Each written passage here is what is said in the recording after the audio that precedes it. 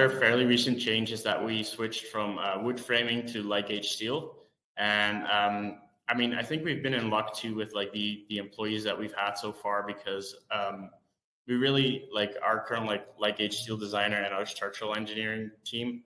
I mean, they work so great together, and they've made like tons of things possible out of steel where like our previous structural engineers basically have said like, oh, you can't build stuff like that. And right now we're still building better products every single day.